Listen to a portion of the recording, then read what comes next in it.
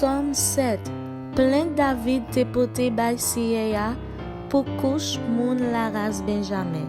Seye, bon Dieu moi, c'est nan ou moi mette toute confiance moi. Délivrem, pas quitter me tomber, non mais moun ka persécuter yo. Si c'est pas ça, tant que lion yo fait, y a pote malé.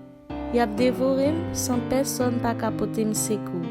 Seye, bon Dieu moi, si m'te fait bagay sa yo vrai, si m'te fait un moun mal, si m'te agi mal ak moun qui te fait bien, si m'te persécuté l'ennemi sans raison, ou mettre quitter l'ennemi possible moi, je li mette main sous moi, ou mettre quitter le marché sous moi, ou mettre quitter le traîner nom dans la boue.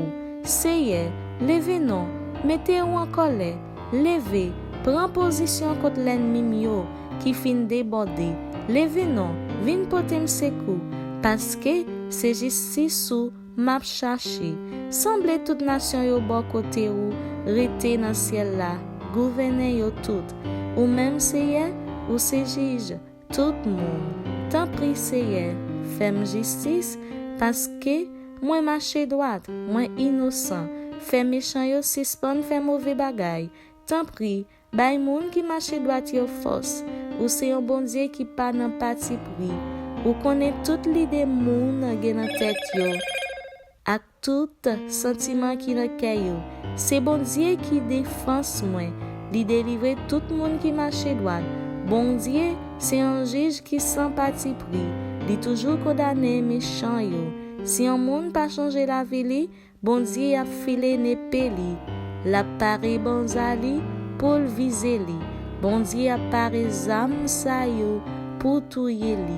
La servi ak flèche li yo pour si men di fe.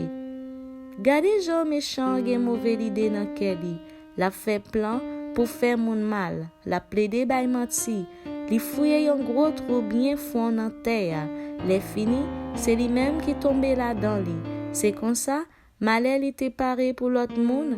C'est sous li tombé. C'est propre méchanceté qui tourne contre li. Moi-même, m'a dit Seye merci pour justice li. M'a fait l'on Seye qui en haut dans ciel là.